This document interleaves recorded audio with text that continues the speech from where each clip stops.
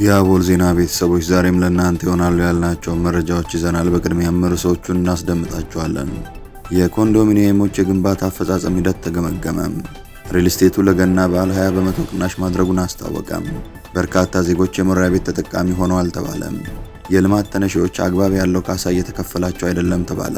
በማህበራዊ ሚዲያ እርዳታ የምታሰባስቡ ከድርጊታችሁ ታቀቡ ተባለ።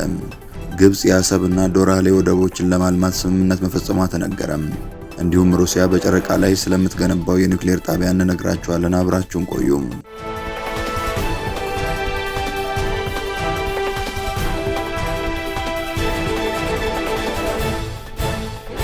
ሰላም ጤና ይስጥልን። ይህ አቦል ዜና ነው። ክቡራን አድማጭ ተመልካቾቻችን ሰላማችሁ ይብዛ፣ ጤና፣ ፍቅር፣ ደስታ በእያንዳንዳችሁ ጎጆ ይግባ። ትኩሱን እፍታ ፍታውን ለእናንተ ለተከበራችሁት ይዘን መጥተናል። ቻናላችንን ላይክ፣ ሼር እና ሰብስክራይብ በማድረግ አጣጥሙልን፣ ለወዳጅ ዘመድም አጋሩልን። እናመሰግናለን። የልማት ተነሺዎች አግባብ ያለው ካሳ እየተከፈላቸው አይደለም ተባለ። በኢትዮጵያ 80 በመቶ የሆነው የህዝብ ክፍል ኑሮ ከመሬት ጋር የተቆራኘ ቢሆንም በሀገራችን እስካሁን ድረስ ራሱን የቻለ የመሬት ፖሊሲና አጠቃላይ የመሬት አጠቃቀም እቅድ አለመኖሩ በምርታማነትና በዜጎች የካሳ መብት ላይ ተግዳሮት እየፈጠረ መሆኑ ተገልጿል። በአዲስ አበባ ዩኒቨርሲቲ የህግ ምሁሩ ዶክተር መለሰ ዳምጤ እንደገለጹት በሀገራችን የመሬት አስተዳደር ስርዓቱን የሚመራ ግልጽ ፖሊሲና የተቀናጀ እቅድ ባለመኖሩ ዘርፉ ለተለያዩ ችግሮች ተጋልጦ ይገኛል ብለዋል። ምንም እንኳን አንዳንድ ክልሎች የራሳቸውን መመሪያ ለማውጣት ቢሞክሩም አፈጻጸሙ ግን አሁንም ድረስ ወጥ ያልሆነ አሰራር የተጋረጠበት መሆኑን አመላክተዋል። በተለይም በልማት ምክንያት ከመሬታቸው የሚፈናቀሉ ዜጎች የሚከፈላቸው የካሳ መጠን ሌላኛው አነጋጋሪ ጉዳይ ሆኖ ቀጥሏልም ብለዋል። እንደ ዶክተር መለሰ ማብራሪያ በኢትዮጵያ መሬት የመንግስት በመሆኑ ካሳ የሚከፈለው በመሬቱ ላይ ላለማው ንብረት እንጂ ለመሬቱ አይደለም። ይህም ከቦታው መገኛ አኳያ ሊገኝ የሚችለውን የገበያ ዋጋና ኢኮኖሚያዊ ጥቅም ያላገናዘበ በመሆኑ በዜጎች ላይ ከፍተኛ ኪሳራ እያደረሰ እንደሚገኝ ተገልጿል።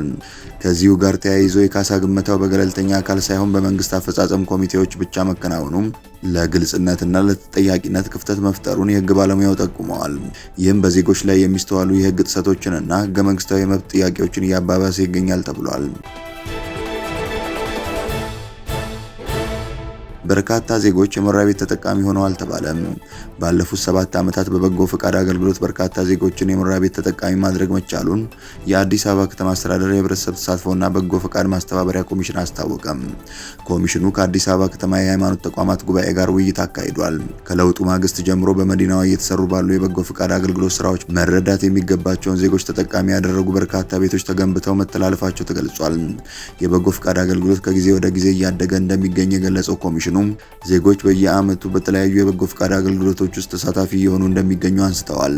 በክረምት ወቅት 15 ተግባራትና በበጋ ደግሞ በ13 ተግባራት ላይ የህብረተሰብ ተሳትፎና የበጎ ፈቃድ ማስተባበሪያ ኮሚሽን እየሰራ እንደሚገኝ ተጠቁሟል። የአካባቢ ጥበቃና እንክብካቤ፣ በከተማ ግብርና፣ በትምህርትና በጤና ዘርፍና የመሳሰሉት የበጎ ፈቃድ አገልግሎት የሚከናወንባቸው የትኩረት ዘርፎች መካከል እንደሆኑም ተገልጿል። ሪል ስቴቱ ለገና በዓል 20 በመቶ ቅናሽ ማድረጉን አስታወቀ። ጊፍት ሪል ስቴት በ20 በመቶ ቅናሽ ለገና በዓል የአፓርትመንትና የንግድ ሱቆች ለሽያጭ አቅርቧል። ድርጅቱ ደንበኞች የገና በዓል ምክንያት በማድረግ በ2% ቅድመ ክፍያ ብቻ ቤት መግዛት እንዲችሉ የሚያስችል ኤክስፖ አዘጋጅቷል።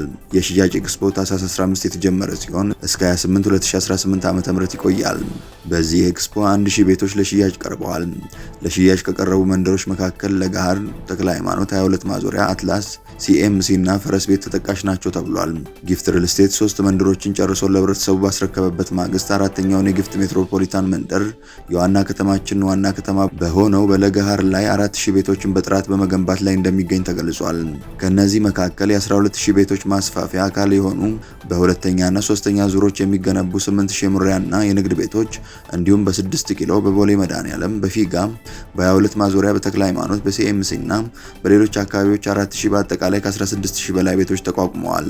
በመንደሮቹ ትምህርት ቤቶች፣ የህክምና ተቋማት፣ ሞሎች፣ የመዝናኛ ስፍራዎች ከበቂ የመኪና ማቆሚያ ጋር ተካተዋል።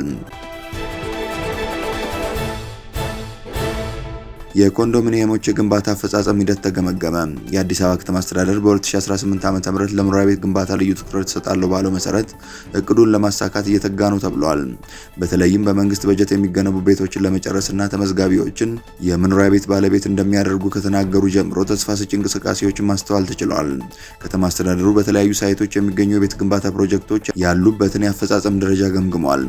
የቤቶች ልማት አስተዳደር ቢሮና የቤቶች ልማት ኮርፖሬሽን ያስጀመሯቸውና የከተማ አስተዳደሩ የበጀት ዓመቱ የ100,000 ቤቶች ግንባታ እቅድ አካል ሆነው በተለያየ ሳይት የሚገኙ ፕሮጀክቶች ያሉበት የአፈጻጸም ደረጃ በመገምገም ቀጣይ የስራ አቅጣጫ ማስቀመጡ ተዘግቧል። ፕሮጀክቶቹን በተቀመጠላቸው ጊዜና ጥራት ለማጠናቀቅ ከዚህ በፊት በጀርመን በግራርና በአየር ጤና ሳይቶች የነበሩ የጋራ መኖሪያ ቤት ግንባታዎች ከተመሩበት አግባብ በላቀ መስራት ይገባልም ተብሏል።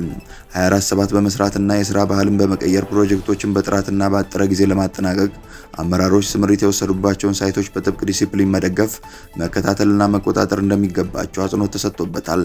በግምገማው የቤቶች ልማትና አስተዳደር ቢሮ ኃላፊ ክብርት ቅድስት ወልደ ጊዮርጊስና ኢንጂነር ቶማስ ደበሌ የቤቶች ልማት ኮርፖሬሽን ዋና ዳይሬክተርን ጨምሮ የቢሮውና የኮርፖሬሽኑ ከፍተኛ አመራሮች ተገኝተዋል። ዘገባውን ያገኘነው ከአዲስ አበባ ቤቶች ልማትና አስተዳደር ቢሮ ኮሚኒኬሽን ዳይሬክቶሬት ነው። በማህበራዊ ሚዲያ እርዳታ የምታሰባስቡ ከድርጊታችሁ ታቀቡ ተባለ።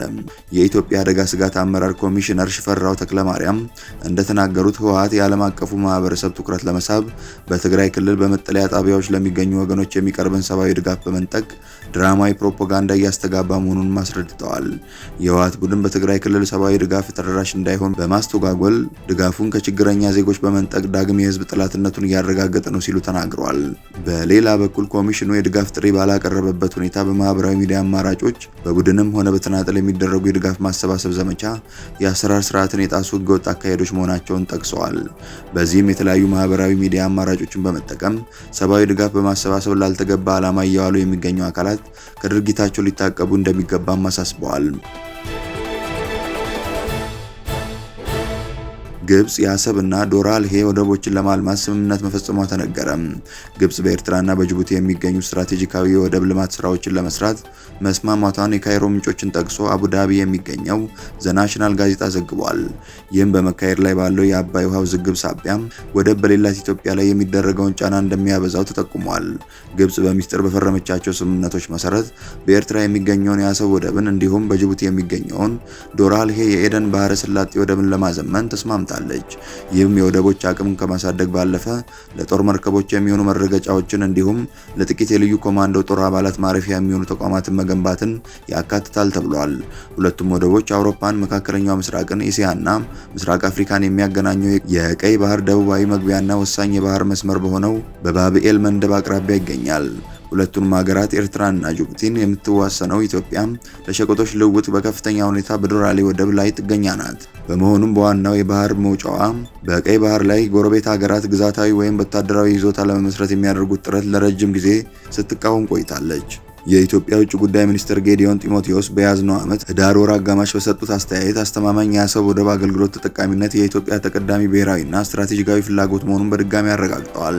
ሚኒስትሩ ይህንን ንግግር ያደረጉት ህዳር 4 2018 ዓ.ም ሆርን ሪቪው እና አዲስ አበባ ዩኒቨርሲቲ በጋራ ባዘጋጁት የውጭ ፖሊሲ መድረክ ላይ ነበር።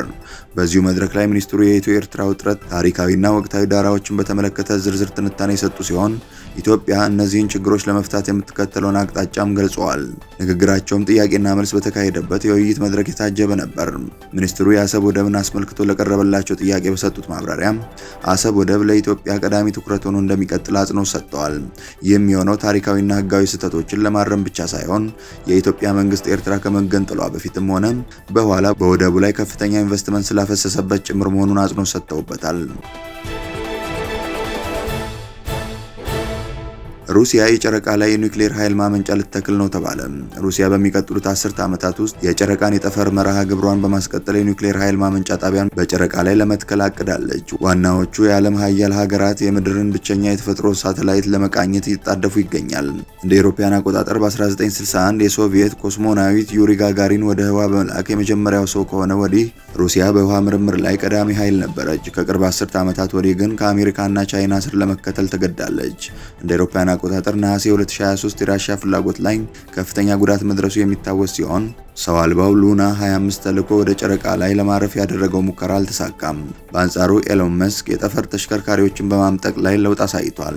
የሩሲያ ግዛት የጠፈር ኮርፖሬሽን ሮስኮስሞስ በ2036 የጨረቃ ኃይል ማመንጫ ለመገንባት አቅዶ ከላቮችኪን ማህበር ኤሮስፔስ ኩባንያ ጋር ውል መፈራረሙን ባወጣው መግለጫ አስታውቋል። ሮስኮስሞስ የኒውክሌር ኃይል ማመንጫው ዓላማ የሩሲያን ጨረቃ መርሃ ግብር ማለትም ሮቨርስ ኦብዘርቫቶሪ እና የጋራ ሩሲያ ቻይና ዓለም አቀፍ የጨረቃ ምርምር ጣቢያ መሰረተ ልማትን ማጎልበት ነው ተብሏል። ፕሮጀክቱ በቀዳሚነት የሚሰራ ሳይንሳዊ የጨረቃ ጣቢያን ለመፍጠርና ከአንድ ጊዜ ተልዕኮች ወደ ረጅም ጊዜ የጨረቃ ፍለጋ መርሃ ግብር ለመሸጋገር ጠቃሚ እርምጃ ነው ሲል በመግለጫው አክሏል።